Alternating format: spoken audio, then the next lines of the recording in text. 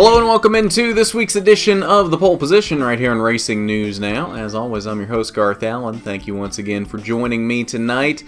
If this is your first time catching a Racing News Now video, welcome. This is a channel where we discuss lots of motorsports, namely NASCAR, ARCA, IndyCar, and Formula One. Those are the series that we cover at the moment. We do have plans to broaden that scope eventually, but for now, those are the series that we cover.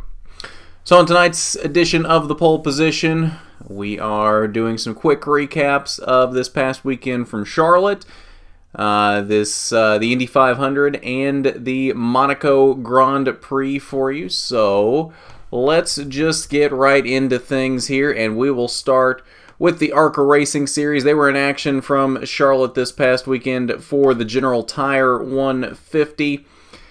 Brandon Jones, making his first series start of the year, picks up the victory in this one, driving that 12 car for MDM Motorsports.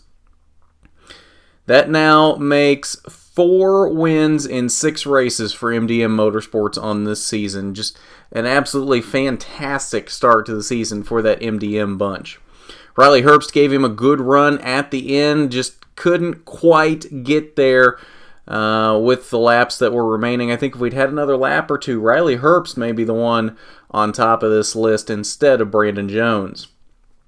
Sheldon Creed came home in the third position, another strong run for him, a good rebound from the troubles that he had in Toledo.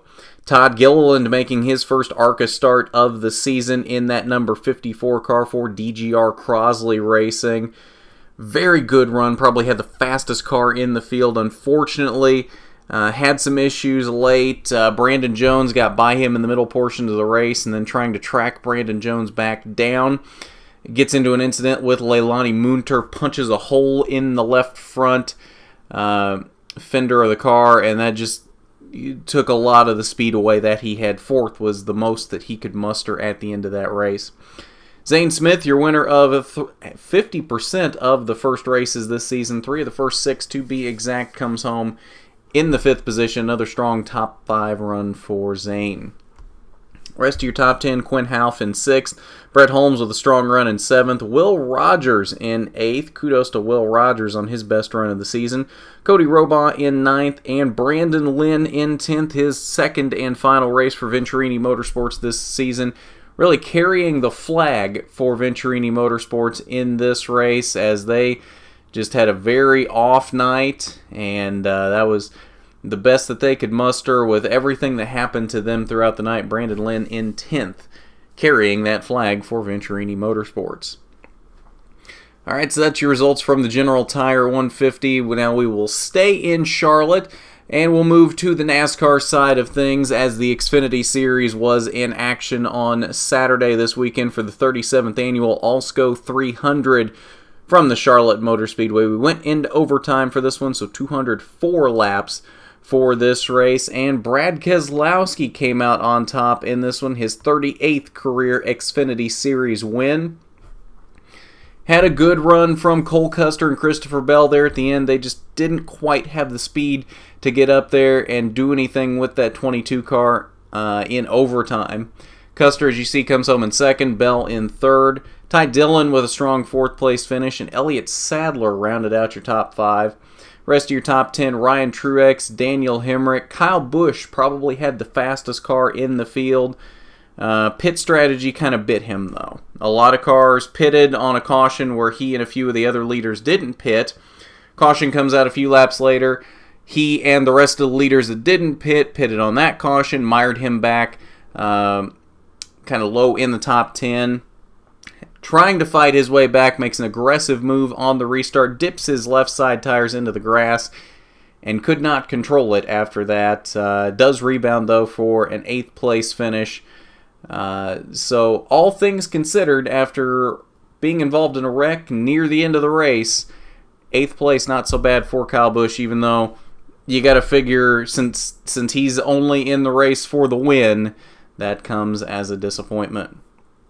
Matt Tifft and Kaz Gralla round out the top 10. Kaz Gralla in his first race in that 61 car, a great result for them and a good start for that team trying to just get some things off the ground and get it rolling. I think that's a great start for that team. All right, so we'll go ahead and wrap up the Charlotte side of things now with the Coca-Cola 600 that took place last night from the Charlotte Motor Speedway, the 59th annual Coca-Cola 600, 400 laps from the Charlotte Motor Speedway. And I don't think there was any question, especially as you got later into the race, that Kyle Busch was going to win this race. An absolutely dominating run. Not quite as dominating as what we saw out of Martin Truex Jr. back in 2016, but very close. Very reminiscent of that. 377 laps led on the night for Kyle Busch of the 400 total. Won the pole, won every stage, won the race. A clean sweep for Kyle Busch. The only thing he didn't win on the weekend were the practice sessions. But, I mean, it's practice. We're talking about practice, man.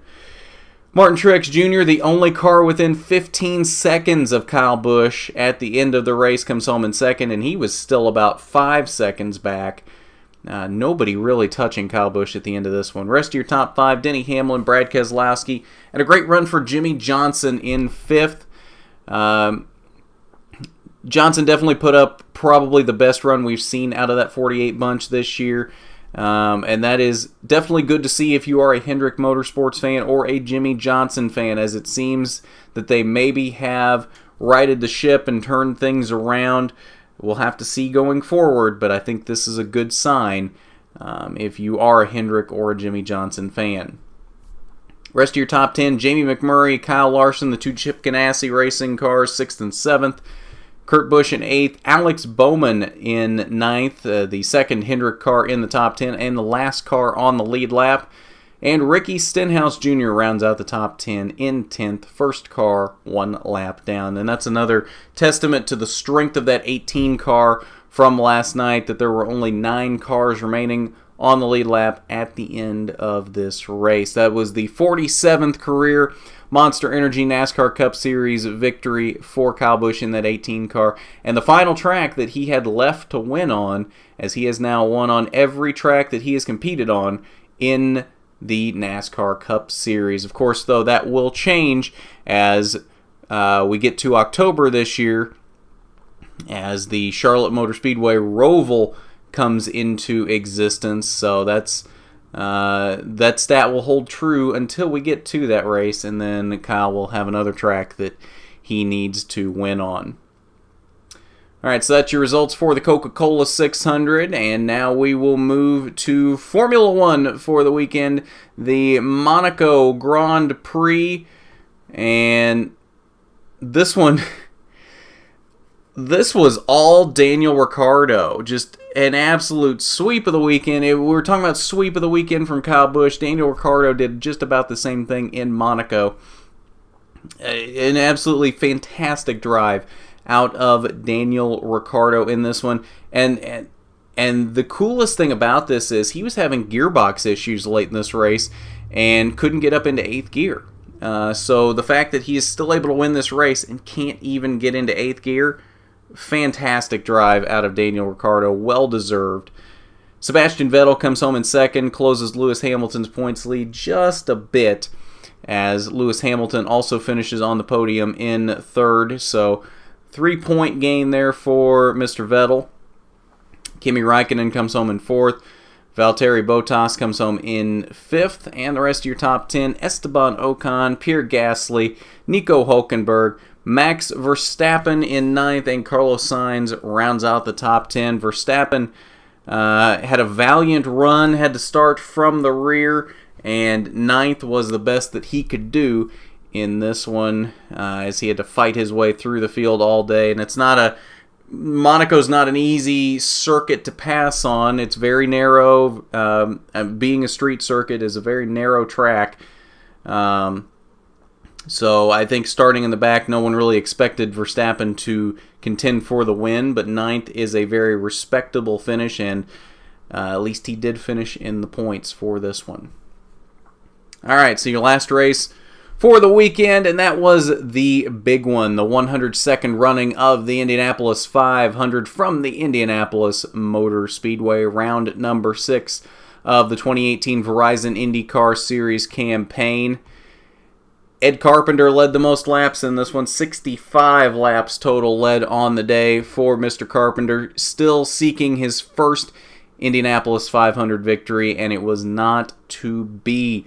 Did put up his best effort, though, that he's ever done in an Indianapolis 500. Again, led 65 laps, comes home in the second position, but Will Power finally picks up that Indianapolis 500 victory that he's been searching for so long.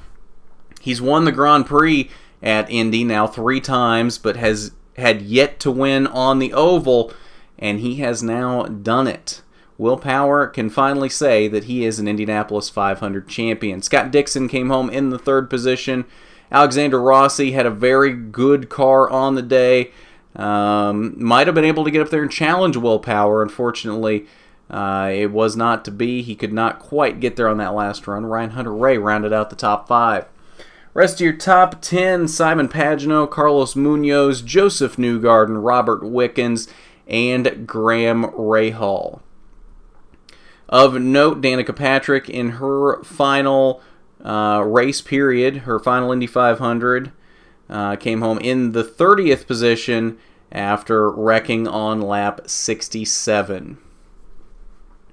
So I think that will do it for us tonight here on the pole position, as we have covered everything that happened this past weekend on what is arguably the greatest weekend for motorsports all year.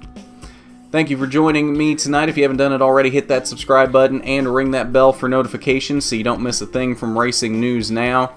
Hit that big thumbs up button if you like the video. It is much appreciated when you do. And don't forget to support us on Patreon. That's patreon.com/racingnewsnow. It's not required by any means, but we do appreciate it when you help us out on there, because that just helps us continue to grow and give you better quality content into the future. So with that, this has been the pole position, where you always start on the front row. I'm Garth Allen for Racing News Now.